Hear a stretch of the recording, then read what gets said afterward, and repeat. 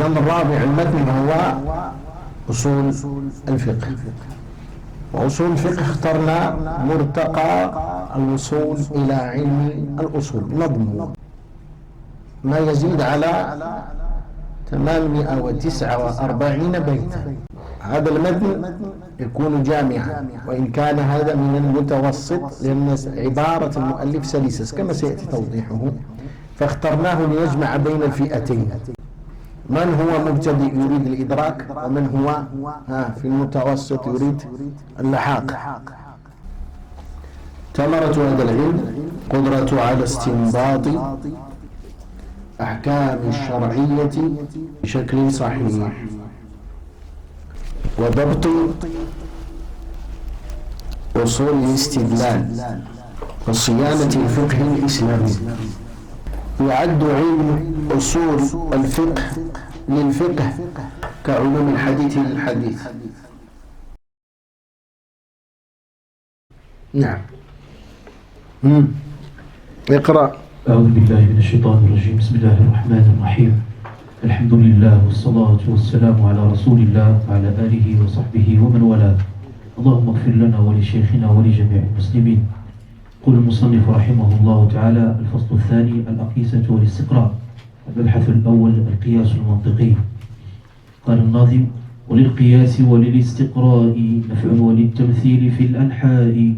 أما القياس فهو ما تركبا من جملتين ينتجان الطلبا، وإن يكن جميعه قطعيا فينتج القطعي لا الظنيا، وإن تكن إحداهما ظنية فليس بالمنتج للقطعية. نعم المستعان. الحمد لله رب العالمين، والعاقبة للمتقين ولا عدوان إلا على الظالمين، والصلاة والسلام على سيد المرسلين وخاتم النبيين محمد بن عبد الله وعلى آله وصحبه أجمعين ومن تبعهم بإحسان إلى يوم الدين، ونحن معهم برحمتك يا أرحم الراحمين يا رب العالمين. طبعا عقد المؤلف أو الناظم في الأحرى فصل، هذا الفصل في الأقيسة والاستقراء، الأقيسة والاستقراء. وقال المبحث الأول: القياس المنطقي. طبعا الأقيسة عندنا القياس المنطقي، وعندنا الاستقراء، وعندنا قياس التمثيل. ذكر 3 أشياء، ولذلك قال: وللقياس والاستقراء نفع وللتمثيل في الأنحاء. إذن ذكر 3 جمع في البيت الأول، يعني معناه كلامنا في هذه 3، وسيبدأ في فرد كل واحدة بأبيات يوضح فيها المعنى المراد منها. ذلك قال هناك: وللقياس والاستقراء نفع وللتمثيل في الأنحاء. إذن القياس الذي هو في الأصل في اللغة هو تقدير الشيء، هذا هو القياس، تقدير الشيء وتسويته به يسمى قياسا لغة. واصطلاحا على الخلاف بين هذه 3، وإن كان الشرعي منها كما هو معروف هو إلحاق فرع بأصل في الحكم لعلة جامعة بينهما، وهذا يسمى القياس الشرعي الذي يسمى قياس التمثيل، هو الذي الأخير قياس التمثيل.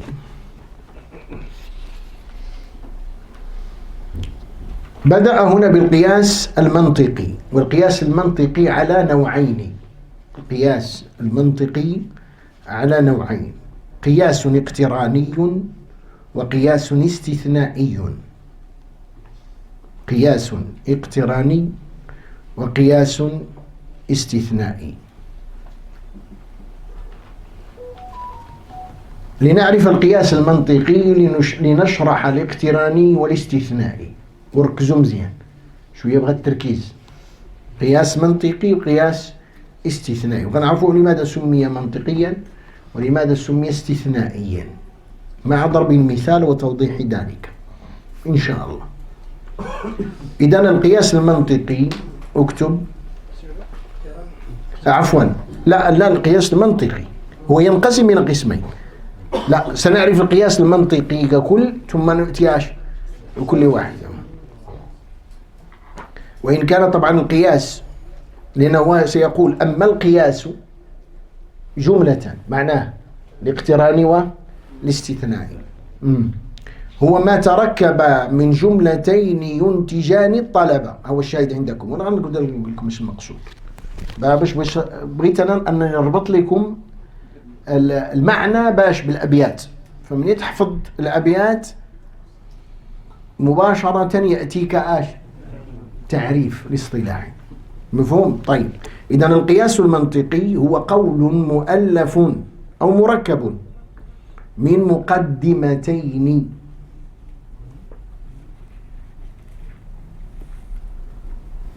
أو مقدمات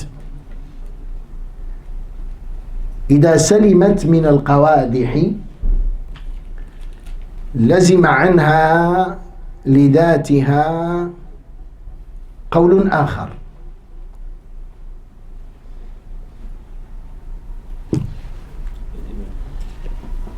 لزم عنها لذاتها قول آخر. شنو القياس المنطقي هنا؟ إذن هو ما تركب، ما تألف من مقدمتين. هذيك عندنا مقدمة صغرى، مقدمة كبرى، وعندنا النتيجة. مفهوم؟ دائما تحتاج إلى مقدمة صغرى، مقدمة. المقدمة الصغرى هي التي تؤدي إلى معنى الذي هو تريد إيقاع الحكم عليه، وغيجي في النتيجة. وعندنا المقدمة الكبرى التي هي معلومة. فإذا المقدمة صغرى، مقدمة كبرى، وعندنا النتيجة. واضح الآن؟ طيب ركز. قال القياس المنطقي هو ما تألف من مقدمتين أو مقدمات، لكن تحتاج إلى أن تكون سالمة من القوادح. وهذه القواعد فرجه المنطق. اللي بغى يرجع الشرح السلم المنورة تكلمنا عن المسائل. طيب، إذا لزم عنها لذاتها قول آخر. إذا معناه هي النتيجة. هذاك القول الآخر هو النتيجة. مثاله وإن كان النتيجة.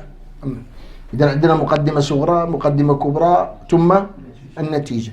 كما هو معلوم عندنا العالم متغير، ثم يقولون أن كل هذه الصغرى العالم متغير. شنو مقدمة صغرى؟ المقدمة الكبرى وهي كل متغيرين حادث. النتيجة العالم حادث. فمن الآن هذا يسمونه تركب من مقدمتين، مقدمة صغرى ومقدمة كبرى، أعطتنا نتيجة وهي النتيجة سيأتينا إما أن تكون سلبية وإما أن تكون إيجابية، وهذا ما ذكرش أنا لكن من باب طيب. لذلك الأسماء قال عندكم في البيت الثاني: أما القياس فهو ما تركب من جملتين ينتجان الطلب، يعني معناه يؤديان إلى النتيجة. واضح؟ لكن في الأولى منقذنا قالوا للقياس والاستقراء نفع وللتمثيل في الأنحاء. الأنحاء معنى الأمثال. الأنحاء هنا معناه الأمثال. اكتب: فيقاس المثل في مثله أو على مثله، عفوا، يقاس المثل على مثله، ويستقرأ حكم المثل من حكم مثله.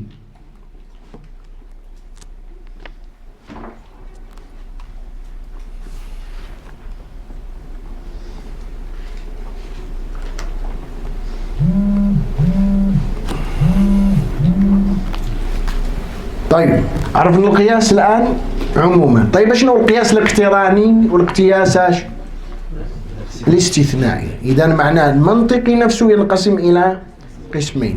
الاقتراني عرفنا بأنه ما تركب من نفسه من كلمة من مقدمتين، لكن انتبه هنا بقي اللازم. شنو هو اللازم؟ النتيجة. النتيجة يقال له يعني ما استلزم في المقدمتين هي ديك النتيجة. إذن فاللازم اكتب: فإن كان اللازم أي النتيجة بين قوسين باش تعرفها، فإن كان اللازم مذكورا فيه بالفعل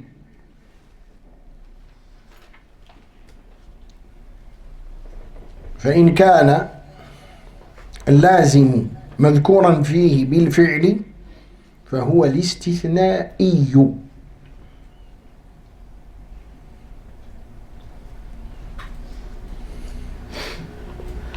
مثاله: إن كان النبيذ مسكرا فهو حرام، لكنه مسكر.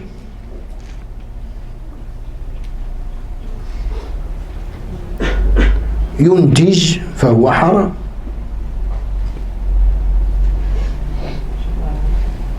طيب، إن كان النبيذ مسكرا فهو حرام لكنه مسكر، إذن ينتج حرام. هذا سموه ماذا؟ الاستثنائي. لماذا سمي استثنائيا؟ لذكر أداة الاستثناء والاستدراك فيه. فين هي أداة الاستثناء والاستدراك؟ لكنه. فدائما حينما تجد مقدمتين بينهما ذلك الاستثناء تعرف أنه أنه منطقي استثنائي. مفهوم؟ يعني معناه قياس منطقي استثنائي أو قياس استثنائي. طيب، الاقتراني وإن لم يكن مذكورا فيه بالفعل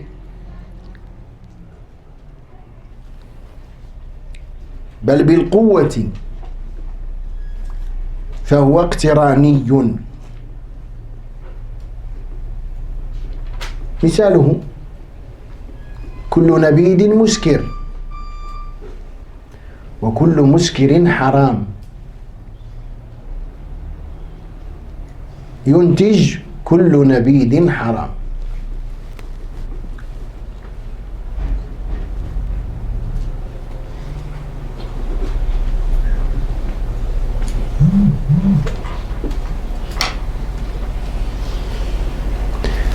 وسمي المقترن أو الاقتراني بالاقتران أجزائه. سمي القياس الاقتراني لاقتران أجزائه، ويكون معطوفا بالواو كما عندكم في المثال. واكتب مهم اكتب دابا مهم واكتب ما ستسمعه. وهذا هو الذي يبحث فيه الأصوليون. ايش من دليل كيف يبحثوه؟ الاقتراني لا الاستثنائي.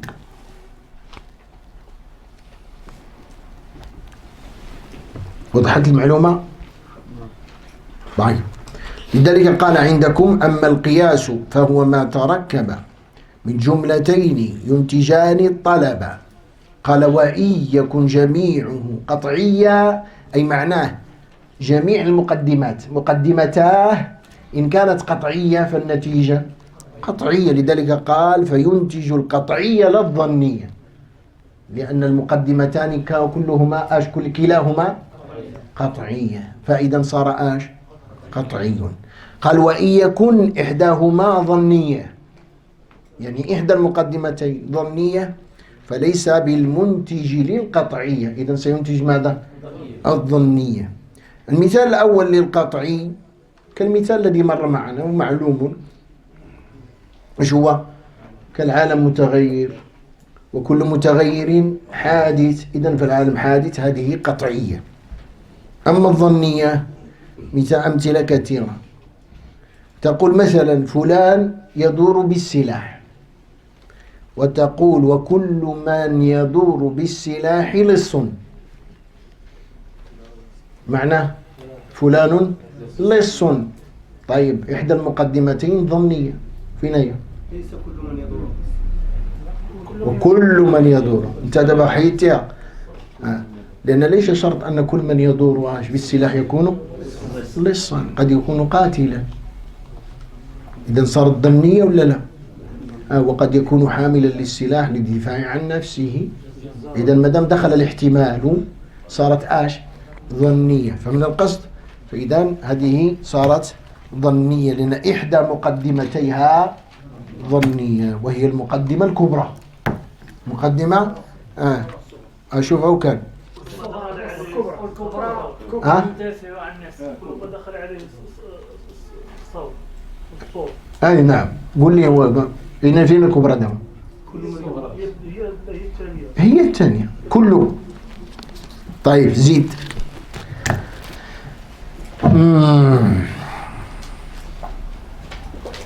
المبحث الثاني طيب مفهوم دابا؟ مفهوم؟ اش ما فهمتيش؟ انت قلتي ما فهمتيش زعما راه كلشي قلنا دابا فهمتي حتى حاجه منه. ما نعاودو من الاول. حدد. اشير. يا مشينا قطعيه.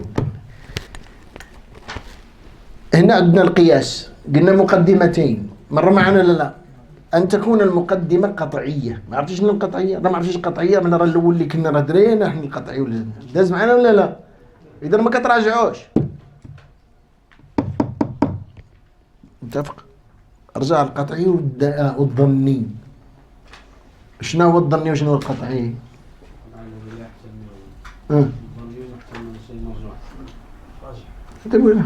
إذن هذا هو المقصود. فمعناه ما كان على مقدمتين قطعيتين فلا بد أن ينتج القطعي. معناه يكون ما أنتجه من الحكم يكون قطعيا، والعكس إن كانت سواء المقدمة الصغرى أو الكبرى ظنية. أنا قال وإن تكن إحداهما ظنية فقال فليس بالمنتج قطعية. معنى ليست بمنتجة للقطعية لأن إحداها ظنية. متفقين؟ فهمتي دابا؟ راجع مشيتي ما مراجعش. لأن الله يرضي عليكم راه هادشي مترابط، وخصوصا هاد المسائل المنطقية. اش دايرة؟ بحال السلسلة. راهي إلا ما فهمتيش كلمة دازت في الأول غتبعثر لك المعلومات كلها. فما تخلينيش كل مرة نقول لك وعلى هذا الحساب راه خصني باغتكم كل نهار كل حصة. راه نتوما الوقت غيدوز ولا لا؟ فخلينا تجي دسمة ونتفاهموا. وين؟ هو لا شك. أيوه ده سيأتي. ما هو نحن قلنا لأنه زربته. اش قلنا الذي يتبحث فيه الأصوليون؟ الاقتراني. الاقتراني في الحقيقة هو قياس التمثيل.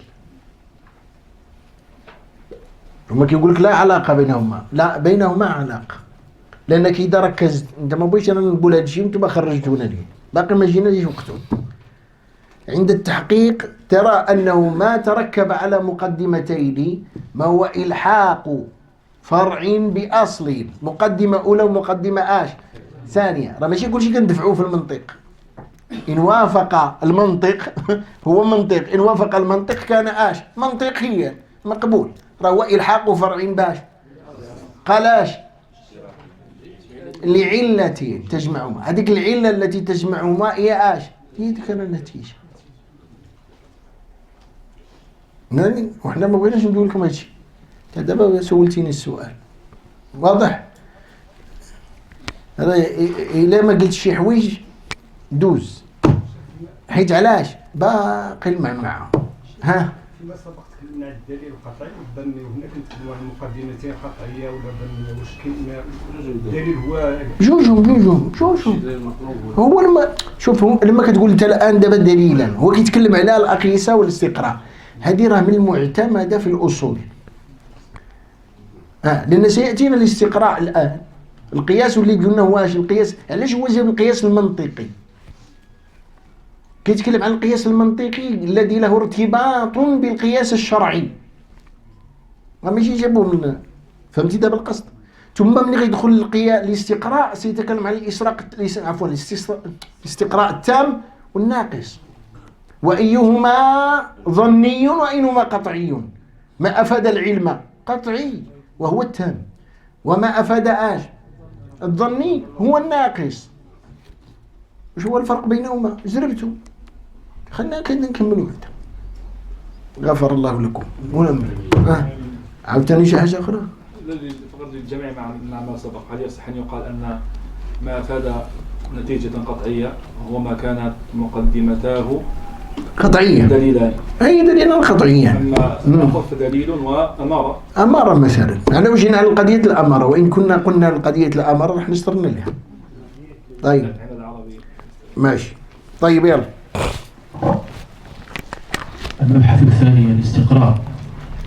ونوع الاستقراء في التفسير تتبع للحكم في الأمور، فيحصل الظن بأن الحكم قد عم من الأفراد كل ما وجد، وربما يبلغ في ذا الحكم مبلغ أن يفيد حال العلم، كعلمنا في النحو أن الرفع يعم كل الفاعلين قطعا، ولا يزيل القطع بالكلية تخلف إن كان من جزئية.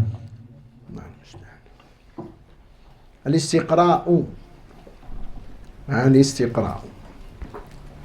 في اللغة معناه التتبع. الاستقراء في اللغة بمعنى التتبع. قال ونوع الاستقراء في التفسير، يقصد معناه تفسير الاستقراء هو الشطر الثاني العجز، تتبع للحكم في الأمور. معنى هذا الكلام اكتب، فهو تتبع الجزئيات للحكم عليها بحكم كلي يشملها. نعود واش قلنا؟ تتبع الجزئيات للحكم عليها بحكم كلي. معنى أن كل الجزئيات لابد أن تكون داخلة في الحكم أو يشملها الحكم الكلي، فإن شملها الحكم الكلي صارت استقراء تاما، استقراء تاما، وأفادت العلم بمعنى حجة. مفهوم؟ وإن كانت لم تستوعب أو لم تشمل جميع الجزئيات، فشد من الجزئيات أو كان هناك ناقد لبعض الجزئيات، صار استقراء ناقصا. وضربوا لذلك مثالا كما يقولون مثلا أنه كل الفروض تصلى على الراحلة، وهي كل الفروض تصلى على الراحلة. ما كان كل الفروض تصلى على الراحلة. مفهوم؟ وسيأتي مثال ونوضحه وإن شد كما سيذكر هو. لذلك قال ولا يزيل القطع آخر بيت، ولا يزيل القطع بالكلية تخلف إن كان من جزئية. متى؟ هذا الذي يقال إن صح التعبير باش نخرجكم، ما يقال سماعي وليس قياسي. وسنضرب لهم مثالا. خلينا غادي بشويه بشويه باش تربطوا المعلومات. لا توليو في حيصة بايص. وسير قلب على حيصة بايص. واضح الآن؟ طيب. ونوع الاستقراء إذن في التفسير معناه تفسير الاستقراء، أي نوع الاستقراء يكون بتتبع للحكم في الأمور، وقلنا هي تتبع الجزئيات للحكم عليها بحكم كلي شامل أو يشملها. طيب. قال فيحصل الظن بأن الحكم قد عم من الأفراد كل ما وجد. معناه هذا الكلام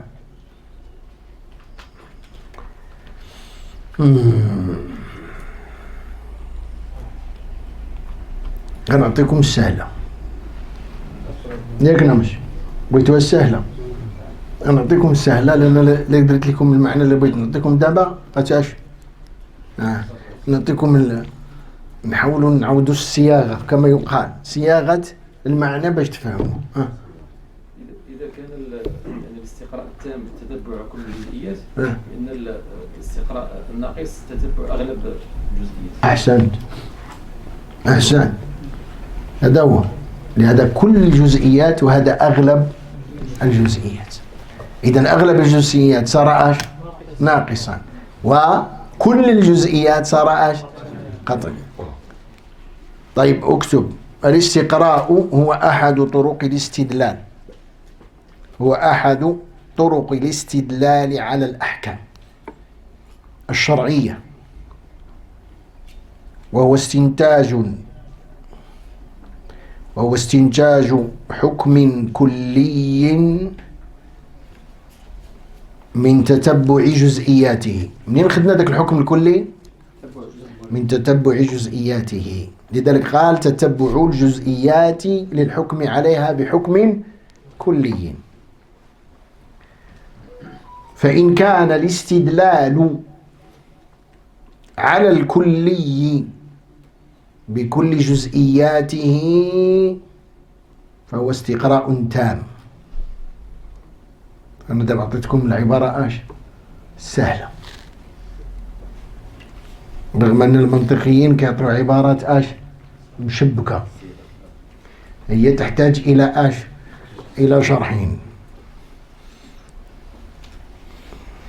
طيب دير بين قوسين وهو قليل الوقوع.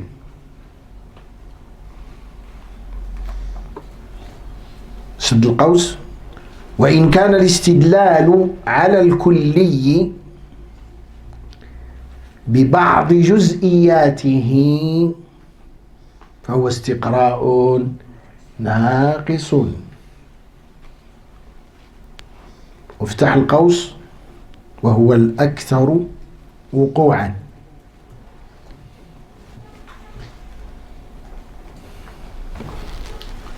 فهمتوا العبارة دابا؟ وضحت لكم دابا الاستقراء التام والاستقراء الناقص. فإن كان في كل جزئياته تاما، إن كان في أغلب الجزئيات صار ناقصا. لذلك قال عندكم فيحصل الظن بأن الحكم قد عم من الأفراد كل ما وجد، وربما يبلغ في ذا الحكم مبلغ أن يفيد حال العلم. يعني بمعنى يشير إلى تام هنا، الذي قبله ناقص لأنه قال الظن. واضح؟ لما قابل الظن بالعلم عرفنا أن الأول ناقص والثاني تام، لأن التام قطعي والناقص ظني. لذلك قال وربما يبلغ في ذا الحكم مبلغ أن يفيد حال العلم، بمعنى أنه جمع كل الجزئيات. وضرب لنا مثال، الكاف هنا للتمثيل. قال كعلمنا في النحو أن الرفع يعم كل الفاعلين قطعا. يعني معناه معروف عندنا أن كل فاعل فهو مرفوع. قد يخرج عن القاعدة بعد الجزئية، يخرج سيأتينا. لذلك قال كعلمنا في النحو أن الرفع يعم كل فاعل قطعا، لأنه عند النحاة قطعا أن كل فاعل فهو مرفوع. كاين شي إشكال؟ ما كاينش. زيد قال ولا يزيل القطع بالكلية، يعني معنى لا يخرجه عن عن القاطع، معناه أنه يفيد العلم. تخلف إن كان من جزئية، يعني إلا تخلفت جزئية ليست داخلة، وهذا يحصل.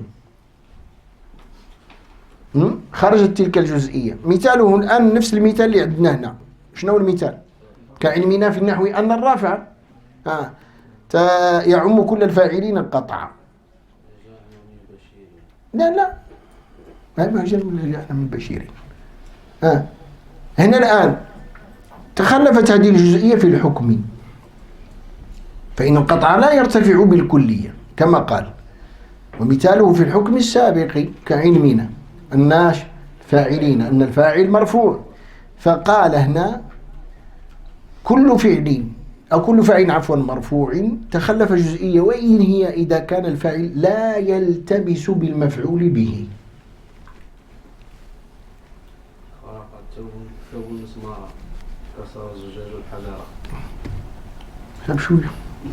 تعب شوية جرينا للخيط هذا. عرفت القضية ديال جرنا للخيط؟ هو شيء غادي يتابع. أكل التفاحة الولد. كاين شي لبس، عرفنا الآكل والمأكول. رغم أنه جعلنا تفاحة فاعل، هي ليست فاعل على الحقيقة. والولد الذي هو الفاعل جعلناه مفعولا به، لكن هذا لا يقاس عليه، هذا سماعي فقط، لذلك قالوا التباس. يقول ابن مالك: ورفع مفعول به لا يلتبس مع مش هذا البيت مكيش مع نصب فاعل الروو فلا تقس. أحسنت، مع نصب فاعل الروو فلا تقس. هو هذاك مع نصب فاعل، على الفاعل ينصب. خرجت الجزئية ولا ما خرجت؟ قال لك رووا فلا تقس، معناه سماعي لا قياسي. إذا خرج عن القياس عندنا ولا ما خرج؟ إن هذه جزئية لا تخرج الأمر عن القطعي الكلي. فمن الآن المقصود، فإذا هذا مثال سيأتينا حتى في الأمور الشرعية. لا هذيك صحيح، هذا تقديم وتأخير. نعم، لا مثال. الله المستعان، كان يحضرني وغاب. المهم نمشيو. لذلك قال هنا: ولا يزيل القطع بالكلية تخلف إن كان من جزئية. فمن الآن الاستقراء ينقسم إلى قسمين: استقراء تام واستقراء. الاستقراء التام تكون فيه كل الجزئيات يشملها الكلي، يعني الحكم الكلي، فهذا يسمى استقراء تاما. إن كان للأغلب فهو ظني الذي هو الناقص. نعم، فين وصلنا؟ زيد. المبحث الثالث: التمثيل. والحكم للشيء بوصف ظاهري في مثله التمثيل في مصادر، واعتبر المقاييس الفقهية فهي على أساسه مبنية. المستعان. إذن هنا الثالث من الأقيسة وهي قياس التمثيل، وهذا هو القياس الشرعي الذي هو إلحاق فرع بأصل في حكم لعلة جامعة بينهما. هذا يسمى القياس الشرعي، وهو الذي يشير إليه في المبحث الثالث الذي قال التمثيل، يسمى قياس التمثيل. قال: والحكم للشيء بوصف ظاهري، معنى إثبات الحكم للشيء المعلوم حسب وصف ظاهر فيه. الكلام فيه تقديم وتأخير. والحكم للشيء المعلوم حسب وصف، قال بوصف ظاهري أي ظاهر فيه، وذلك الوصف هو البيت، هو السبب، وذلك الوصف هو السبب في إثبات ذلك الحكم في مثله. وذلك الوصف هو السبب في إثبات ذلك الحكم في مثله، يسمى التمثيل. يسمى التمثيل، معنى قياس التمثيل.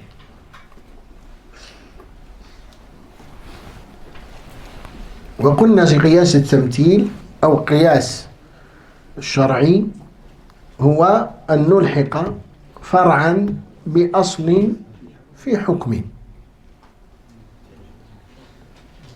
بماذا؟ قال: لعلة جامعة بينهما. هناك علة، لذلك يقولون في القياس لا بد له من فرع ومن أصل ومن علة ومن حكم. لذلك يقولون أركان القياس. مفهوم؟ طيب، هنا قال: إلحاق فرع بأصل، معناه في الحكم. إلحاقه في الحكم والأحكام الخمسة. هذا هو الذي يتكلم عنه الناظم هنا في قياس التمثيل. قال: واعتبر المقاييس الفقهية فهي على أساسها مبنية. طبعا ما وقفناش على القياس التمثيلي لأنه سيذكره سيأتي، تجي أبيات خاصة به وبابه سيذكر القياس وما اشتمل عليه. لذلك هنا فقط من باب التقسيم وقفنا وذكرنا التعريف دون الدخول في التفصيل. قال واعتبري المقاييس الفقهية، يعني يقصد المقاييس الفقهية التي مرت. قال فهي على أساسها مبنية، معناه أي مثال يتكلم عن القياس التمثيلي أو التمثيل، قياس التمثيل. لماذا؟ لأنه فهو من أهم طرق الاستنباط ومن آيات الاجتهاد أو من دلالة الاجتهاد. مفهوم؟ لذلك الذي لا يحسن القياس لأن الأمور مستجدة ولا لا؟ وعندنا قواعد وأصول من بينها القياس. عندنا أصل محكوم عليه وعندنا فرع مستجد يحتاج إلى حكم ايش بنديروا ليه؟ لكن لابد أن يكون القياس صحيحا، والقياس الصحيح له شروط. هذه العلة فعلا وسيأتيك في العلة عارضة مسالك العلة. الله جينا بشوية بشوية. مسالك العلة يجيك تحقيق المناط وتنقيح المناط وهل هو معتبر ولا غير معتبر ولا كلام طويل. هذا ما تخلعوش، لكن كل شيء غيجي لكن شمر ولا تعجز. مفهوم؟ احنا ماشي كنقول باش نخلعوك، لكن باش تستعد، لأنه من يريد أن يدخل المعركة لابد أن يعرف المخطط الذي هو أمامه. وأعدوا له ما استطعتم من قوة ولا لا؟ إذا معناه خصنا كنعدوك دابا تستعد لما هو آت. يعني معناه أن خصك تكون هاضم هذه الأشياء. حينما نتكلم نذكر قاعدة ما غنعاودش نرجعوا ليها، قلنا لك، وخصوصا هذا النظم له تسلسل. عقل لا شنو هو تسلسل؟ معناه راه إلا مشيتي مع السلسلة بإذن الله عز وجل تصل إلى النهاية. تفكات لك السلسلة عرف بأنه ستضيع فيما بعده. إذا مرتبط، ماشي تقول لا حضر، معناه خصك تكون ما مر معنا يكون مهضوما، يعني معروف المعنى، شنو هو المقصود، تعريفات تقسيمات واضحة بينة عندك، لأن هذه الأصول هذه تؤدي إلى تلك. مفهوم؟ وشو دابا هو جاي الآن هو دخلنا التمثيل شوية، دخلنا الدليل العقلي والنقلي، تحسين، ورا ما عندك، وهذا خصنا نرفعوا الإشكال عنه باش ما يبقاش مصدع علينا الراس، وإن كان ليس من الأصول في شيء. هذه مسألة التحسين والتقبيح العقليين لا علاقة لهما بأصول الفقه، لا من قريب ولا من بعيد، لكن أدخلوهما علم الكلام أو الكلاميون أدخلوهم فاش لغاية ولحاجة في نفسي. مفهوم؟ إذا ما تستعجلوش، لكن تفضل، لكن استعدوا. مفهوم؟ لذلك قال واعتبري المقاييس الفقهية فهي على أساسها مبنية.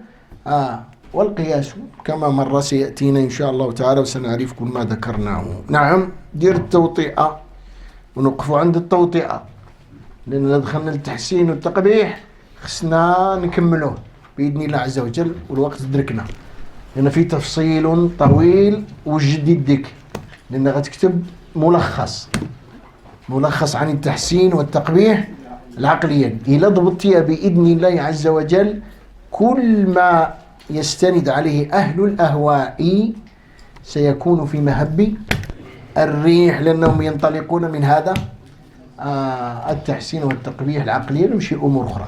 مفهوم؟ طيب اقرأ التوطئة. الفصل الثالث: علاقة الدليل العقلي بالدليل النقلي. توطئة. وإن يكن العقل لنقل عضدا فالنقل متبوع بحيث وجدا إذ ليس للعقل مجال في النظر إلا بقدر ما من النقل ظهر. وهذا مقدمة جميلة جدا باش تدخلك المعمعة. اش قال هنا؟ قال وإن يكن العقل لنقل عضدا، يعني معناه أن العقل كان للنقل مقويا، يعني عضد معناه قوى دليله، الدليل النقلية، لأن عندنا الدليل النقلي والدليل العقلي. فالنقل ماتبوع بحيث وجد، يعني معناه أن الذي يتبع شكون هو؟ هو الدليل النقلي لا الدليل العقلي، إنما الدليل العقلي هو الذي تابع لمن؟ بل بدونه لا يستطيع الدليل العقلي فعل شيء. فعل شيئين لا يستطيع العقلي، لأن مستند العقل على المقدمات، والمقدمات نقلية. مقدمات نقلية، إذن هو اعتماد عن النقل. وإذا يستعمل العقل في النقل لكن بشروط وبضوابط في استعمال العقل لا تخرجك عن الطور فتخرج عن، نسأل الله العفو والعافية والسلامة. لذلك قال وإن يكون العقل لنقل عضيدا فالنقل ماتبع بحيث وجد، إذن هو عاضد له. إذن الدليل النقلي متبوع والدليل العقلي عاضد له. قال إذ ليس للعقل مجال في النظر، معناه أي نظر هذا؟ في الشرعيات، يعني كتكلموا على الشرعيات. ليس للعقل مجال في النظر في الشرعيات إلا بقدر ما من النقل ظهر، يعني ما ظهر من الدليل النقلي وافقا له. إذا ما يمكنش أننا نخدموا العقل إلا فاش؟ إلا إذا سمح الدليل النقلي باستعمال العقل. ولذلك بين العقل وبين النقل تلازم. اكتب الدليل العقلي لا يصادم الدليل النقلي، فهما متوافقان ومتعانقان لا يتعارضان. فهما متوافقان ومتعانقان لا يتعارضان، فإن حصل الخلل فيكون في العقلي لا النقلي، إلا إذا كان النقلي غير صحيح والعقلي غير صريح. فهمتوا شي حاجة؟ وضحت العبارة؟ فإذا خص يكون عندنا العقل سليم، معنى لازال على صريح على الفطرة، ويكون النقل صحيح. إن كان النقل غير صحيح سيعارض العقل الصريح، إن كان العقل غير صريح سيعارض النقل الصحيح. فهما متعانقان متوافقان إذا كان العقل صريحا والنقل صحيحا. واضح؟ وسنبين هذا لأنه هناك أشياء لا تثبت إلا بالعقل. شكون اللي كيدقنا؟ في مجال النبوات إثباتها الاعتماد على النقلي، لأنه كيف إثبات النبوة؟ يعني الآن الوحي عندما تخاطب المخالف الذي لا يعتبر أنه رسولا، كيف إثبات الرسالة؟ كيف؟ سأذكر له الدليل، هو لا يرى دليلا. وأشياء أخرى سنوضحها إن شاء الله تعالى في الحصة القادمة. نقف هنا على التحسين والتقبيح. العقليين.